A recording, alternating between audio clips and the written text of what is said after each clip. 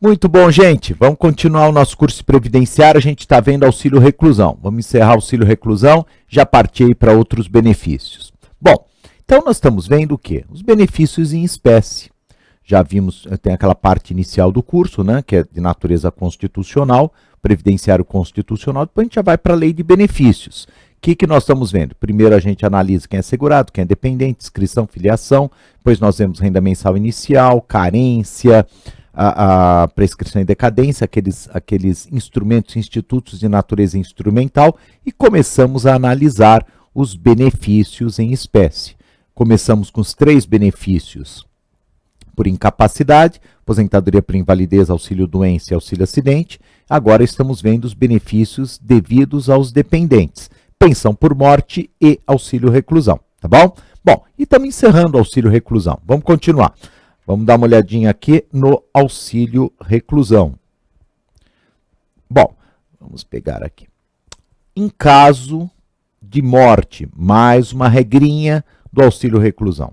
Em caso de morte do segurado recluso, que tenha contribuído para a Previdência Social durante o período de reclusão, o valor da pensão por morte será calculado levando-se em consideração o tempo de contribuição adicional e os correspondentes salários de contribuição, facultada a opção pelo valor do auxílio reclusão. Porque é o seguinte, vem cá, deixa eu te explicar. A pessoa, quando ela está presa, gerando um auxílio reclusão, ela pode, obviamente, como qualquer pessoa, vir a falecer. Se ela falecer, o auxílio reclusão, ele se converte automaticamente em pensão por morte. Perfeito? Só que aqui geraram uma outra situação. E se o preso, não necessariamente isso acontece, mas se o preso ele estava contribuindo durante o período em que ele esteve preso, esses valores pelos quais, salários de contribuição, essas contribuições que ele acabou vertendo ao longo da prisão, elas vão ser levadas em consideração ou não? Sim, serão. Na verdade, mais que isso, você vai fazer 2 cálculos. É bem interessante isso. Vai fazer um cálculo que vai gerar, claro, levando em consideração os salários de contribuição. E vai analisar também o valor, no dia da morte, do auxílio reclusão. E vamos ver qual que sai maior. Aquele que for maior será a renda mensal inicial da pensão por morte gerada pelo preso que faleceu na prisão. Então, só lendo aqui, é também uma novidade de 2019, em caso de morte de segurado recluso, preso, que tenha contribuído para a Previdência Social durante o período de reclusão. Ok, o valor da pensão por morte será calculado, levando-se em consideração o tempo de contribuição adicional e os correspondentes salários de contribuição. Aqui é a parte mais interessante, facultada a opção pelo valor do auxílio reclusão. Na verdade, você calcula quanto que ele teria direito de pensão por morte e depois você compara com quanto os dependentes recebem a título de auxílio reclusão. O que for maior, os dependentes receberão, ok? Temos mais uma regrinha com relação ao auxílio reclusão. O requerimento do auxílio reclusão será instruído com certidão judicial que ateste o recolhimento efetivo à prisão. Perfeito, porque naturalmente a gente está falando do fato gerador. O fato gerador é a prisão, então você tem que provar que a pessoa está presa.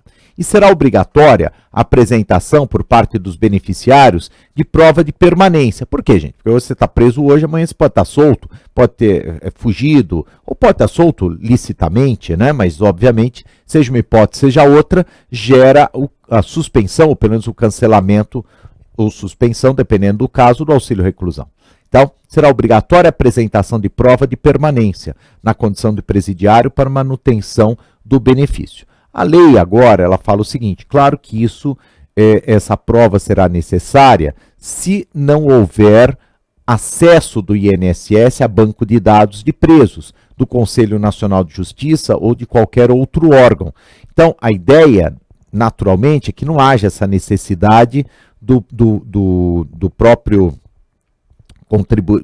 beneficiário ir lá, como é hoje, de 3 em 3 meses, para provar que o segurado, o seu familiar que está preso, permanece na condição de recluso. A ideia é que tendo qualquer pessoa fugido, foragido, sendo solta, o sistema já acuse e veja se ele está gerando ou não auxílio reclusão e corta na hora. Isso é bom para o Estado e é bom também para os beneficiários que não precisam ir lá toda hora para provar, às vezes, uma situação que não mudou nada. Às vezes a pessoa está lá, vai ficar presa 20 anos, não fugiu, não vai ser solta, mas os familiares têm que ir de 3 em 3 meses para provar a permanência. Então, tem que provar a permanência, salvo se existir esse banco de dados que está em construção, mas já tem previsão na lei, ok? Muito bom. E aqui a gente encerra o auxílio reclusão. Vamos agora para o sexto benefício em espécie, que é o salário família. Não confundir naturalmente com o Bolsa Família, né, gente? O Bolsa Família, ele é um benefício de natureza assistencial, que recebem as pessoas mais pobres, como qualquer benefício assistencial. O salário família é um benefício de natureza previdenciária. Então não tem nada a ver, só o nome que é meio parecido e no fundo, claro, a sua finalidade é parecida, mas os benefícios são bem distintos. O fato gerador, a situação prevista em lei que dá direito a um benefício, qual é? Tem que ser filhos, né? A prole, filhos menores de 14 anos ou equiparados. O que é equiparados? Enteado ou tutelado.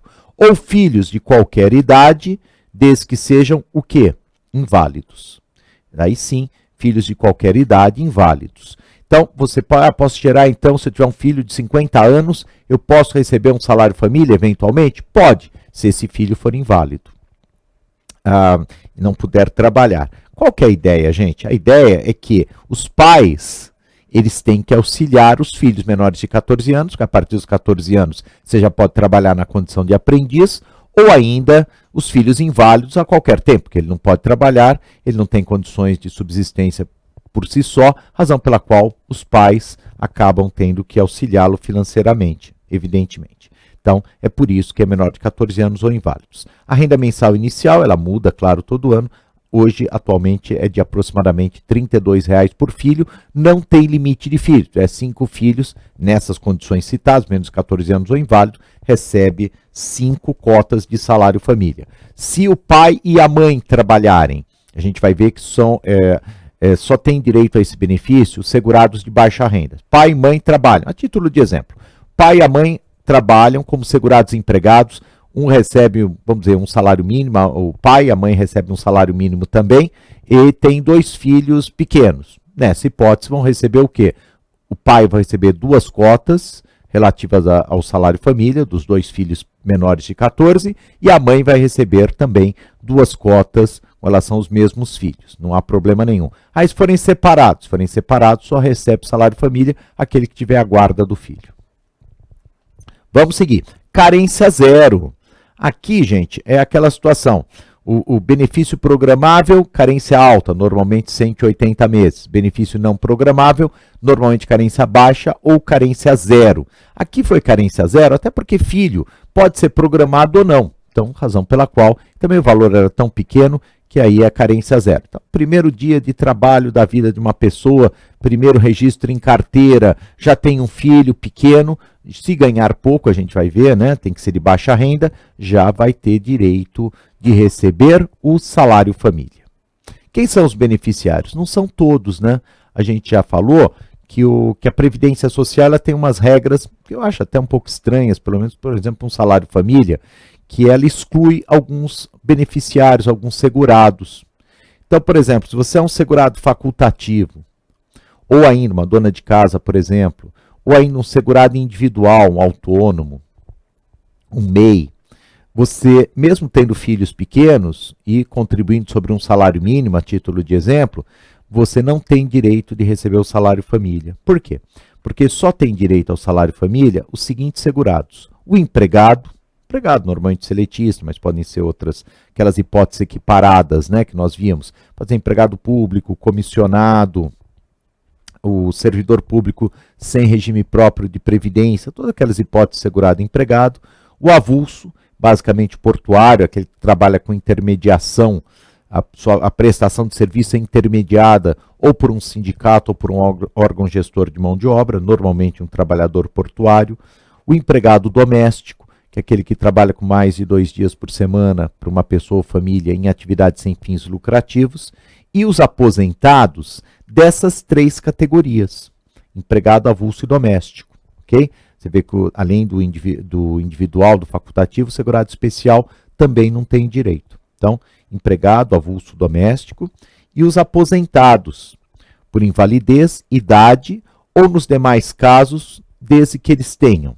Então, daí o aposentado por invalidez, que era empregado avulso ou doméstico, ou aposentado por idade, se era empregado avulso ou doméstico, ou nos demais casos, que basicamente é aposentadoria por tempo de contribuição e aposentadoria especial, se ele tiver 65 anos se homem, pelo menos, ou 60 anos se mulher. Então você vê que daí é bastante restrito, né? Porque um aposentado, ainda mais com essa idade, não que não possa ter um filho com menos de 14 anos, até porque em tese pode ser inválido e tal, mas não é tão comum. E o salário de contribuição, gente, não pode superar R$ 1.364. Então você vai guardar auxílio reclusão e salário família, na verdade, desde a emenda constitucional número 20 de 1998, ela é devida exclusivamente para os segurados ou para os dependentes de segurados, no caso do auxílio reclusão, de baixa renda. Baixa renda que começou lá atrás, em 1998, com um valor de R$ 360, que é atualizado em 2019 dá R$ 1.364, mas varia todo ano. Na verdade, todos esses valores, você usa o INPC do IBGE, você joga o INPC do IBGE do ano anterior e você tem uma variação, ok? Então, salário família. Mais alguns aspectos relativos ao salário família. Requisitos. Então, além disso, o valor é pequeno e tal, mas tem alguns requisitos que foram introduzidos em 1999. Vacinação da criança. Então, se você for o beneficiário, isso apenas se você for um segurado empregado ou avulso. Você tem que provar que você ministrou, né, seu filho recebeu as chamadas vacinas obrigatórias. Isso se a criança tiver de 0 a 6 anos. Ou ainda que ela frequente o ensino fundamental, se ela tiver de 7 a 14 anos. Então, são requisitos sem os quais a empresa não deve recolher, pagar o salário família. Na verdade, quem paga é o INSS, mas às vezes a empresa adianta, então ela não deve adiantar. Já o empregado doméstico deve apresentar somente certidão de nascimento, obviamente comprovando que a criança existe, sem a qual não teria nem sentido. Então, a ideia que nós temos é a seguinte: o empregado doméstico ele só tem que provar que a criança, obviamente, nasceu e que é seu filho. Aqui tem uma razão que é a seguinte, caríssimos: as empresas e os sindicatos ou órgão gestor de mão de obra, no que diz respeito ao avulso, eles têm uma estrutura para guardar documentos. Até porque você vai ter que guardar documentos, pelo menos pelo prazo decadencial. Prazo decadencial é o prazo de 5 anos que a fiscalização ela pode, obviamente, efetuar o lançamento de ofício, né, um auto de infração, que a gente chama na Previdência de notificação de lançamento. Então, você vai ter que guardar por esse prazo por 5 anos, o que é um custo, claro, mas as empresas têm estrutura para tanto. Agora, pensa um empregador doméstico, uma dona de casa, às vezes classe média ou classe média baixa, ela vai guardar 5 anos de documentos de vacinação da criança? Como é que ela vai? Às vezes nem entende, não tem uma escolaridade formal que lhe permita saber se o documento que está sendo apresentado está correto ou não. Por isso, corretamente, antigamente o empregado doméstico nem tinha direito ao salário família. Em 2015, houve uma série de alterações, né, na legislação do empregado doméstico, ele passou a ter mais direitos trabalhistas e mais direitos previdenciários, o que é correto, mas, claro, a partir daí o empregado doméstico, o empregador doméstico, ele está dispensado de exigir do empregado doméstico a comprovação de vacinação, frequência ao ensino fundamental. Isso vale só para o segurado empregado e para o segurado avulso. O doméstico só tem que apresentar certidão de nascimento. A empresa e o empregador doméstico adiantam o valor.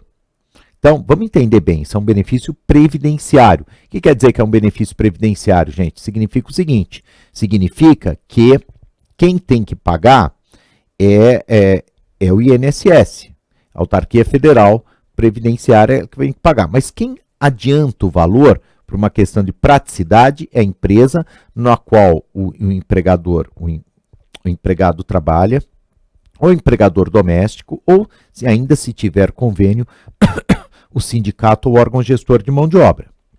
Eles adiantam valor e compensam com suas contribuições patronais, parte da empresa, vincendas. Aquilo que ele pagou, que obviamente não era ele que tinha que pagar, o INSS, ele abate do que ele vai ter que pagar de contribuição previdenciária para o INSS. Legal? Bom, então a gente a gente encerra salário família e vamos começar salário maternidade no próximo encontro. Até mais!